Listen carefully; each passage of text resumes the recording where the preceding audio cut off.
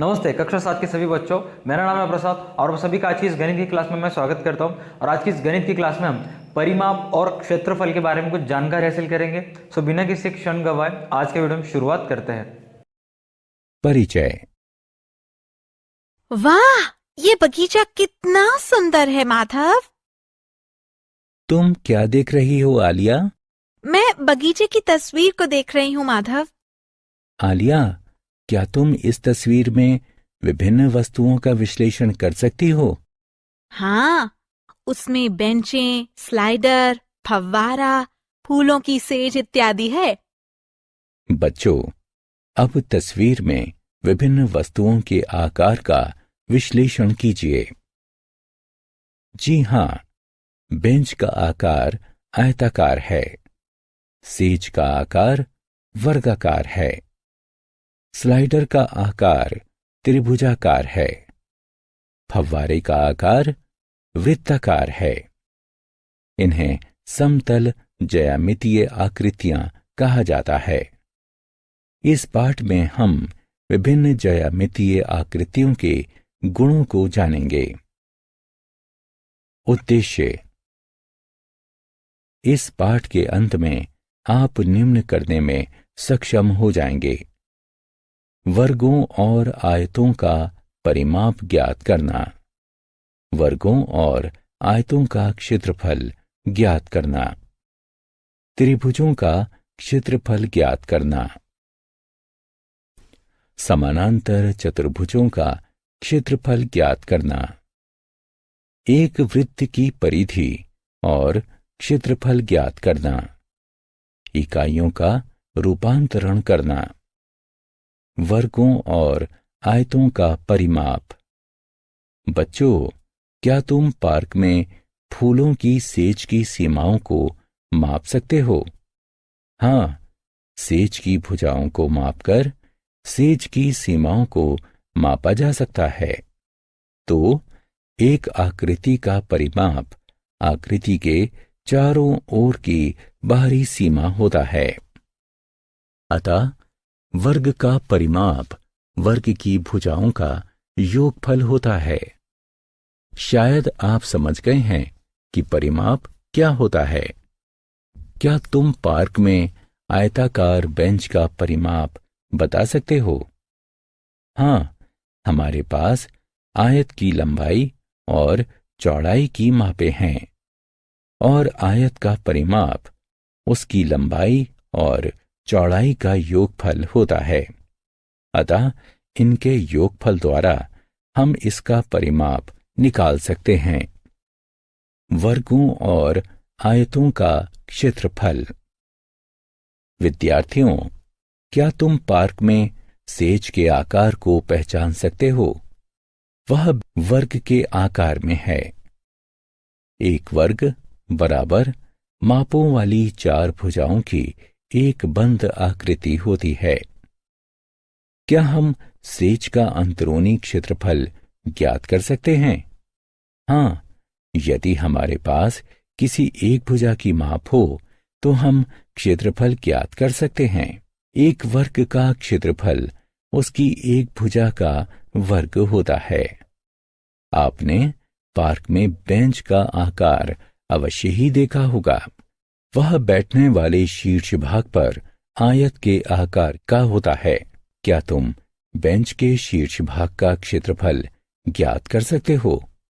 जी हाँ, यदि आपको आयत की लंबाई और चौड़ाई पता है तो हम क्षेत्रफल निकाल सकते हैं। आयत का क्षेत्रफल उसकी लंबाई और चौड़ाई का गुणन होता है। त्रिभुज। क्या आप जानते हैं कि त्रिभुज क्या है? जी हाँ, एक त्रिभुज तीन भुजाओं वाली बंद आकृति होती है। क्या आपने पार्क में फिसल पट्टी यानी स्लाइडर को देखा है? वह त्रिभुज के आकार में है। तो क्या हम त्रिभुज का क्षेत्रफल निकाल सकते हैं? हम त्रिभुज के क्षेत्रफल के सूत्र का उपयोग करके भी त्रिभुज का क्षेत्रफल निकाल सकते हैं। इसके लिए हमें त्रिभुज के आधार, ऊंचाई की मापों की आवश्यकता होती है। त्रिभुज का क्षेत्रफल उसकी ऊंचाई और आधार के गुणन का आधा होता है। समानांतर चतुर्भुज। बच्चों, अब इस आकृति को देखो। क्या तुम इस आकृति का नाम बता सकते हो?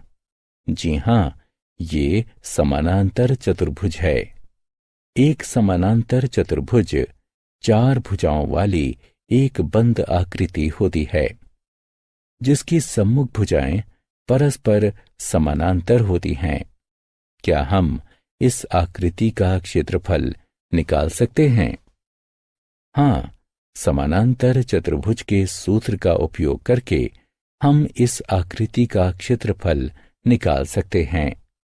इसके लिए आपको आधार तथा संगत समानांतर भुजाओं के बीच की दूरी की आवश्यकता होती है। एक समानांतर चतुर्भुज का क्षेत्रफल उसके आधार तथा समानांतर भुजाओं के बीच की दूरी का गुणन होता है, अर्थात समानांतर चतुर्भुज की ऊंचाई। वृत्त। बच्चों, क्या तुमने फव्वारे का आकार देखा है?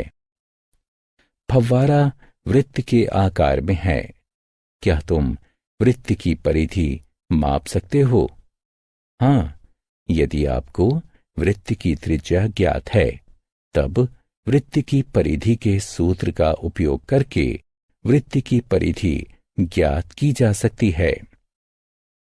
वृत्त की परिधि एक वृत्तीय क्षेत्र के चारों ओर की दूरी होती है। दूसरे शब्दों में, यह वृत्त की सीमा रेखा होती है।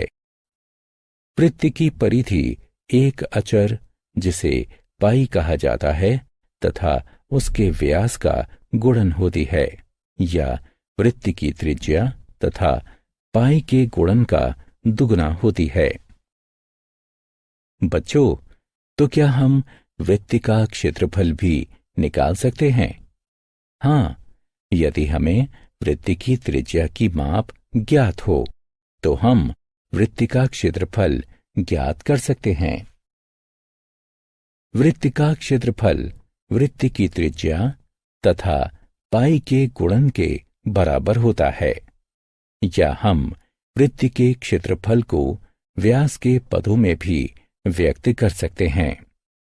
हमें ज्ञात है कि वृत्त की त्रिज्या व्यास की आधी होती है, तो इस स्थिति में वृत्त का क्षेत्रफल व्यास के आधे के वर्ग तथा पाई के गुणन के बराबर होता है। इकाइयों का रूपांतरण। हमें ज्ञात है कि 1 सेंटीमीटर में 10 मिलीमीटर होते हैं। 1 मीटर में 100 सेंटीमीटर होते हैं। 1 किलोमीटर में 1000 मीटर होते हैं और 1 हेक्टेयर में 100 मीटर होते हैं। कभी कभी हमें बड़ी इकाइयों को छोटी इकाइयों में बदलने की आवश्यकता पड़ती है। अब हम इकाई प्रणाली की मूल बातों को जानते हैं, तो हम निम्न प्रकार से बड़ी इकाइयों को छोटी इकाइयों में बदल सकते हैं। सारांश। आइए हमने जो कुछ भी सीखा है उसे संक्षेप में दोहराएं। वर्गों और आयतों का परिमाप, वर्गों और आयतों का क्षेत्रफल, त्रिभुजों का क्षेत्रफल, समानांतर चतुर्भुजों का क्षेत्रफल, एक वृत्त की परिधि और क्षेत्रफल, इकाइयों का रूपांतरण। आप सभी बच्चों का तहे दिल से धन्यवाद इस वीडियो को देखने के लिए। आपसे यह उम्मीद है कि आप इस वीडियो को लाइक करोगे, इस वीडियो को शेयर करोगे और हमारे यूट्यूब चैनल को सब्सक्राइब करोगे। अगर आप एक बच्चे के माता पिता हैं तो आपसे यह उम्मीद है कि आप प्ले स्टोर से जाके DA2 एकेडमी का ऐप डाउनलोड कीजिए, ताकि आप इससे रिलेटेड और भी वीडियोस देख सको, नोट्स, PDF, स्टोरीज डाउनलोड कर सको। अगर अधिक जानकारी के लिए अगर आपको चाहिए तो लिंक डिस्क्रिप्शन में, आप वहां से भी लिंक ले सकते हो। आज की वीडियो के लिए बस इतना ही। तब तक के लिए देखते रहिए हमारा यूट्यूब चैनल DA2 अकेडमी। मिलते हैं नेक्स्ट वीडियो में। स्टे कनेक्टेड, अपना ख्याल रखना। बाय बाय बच्चों।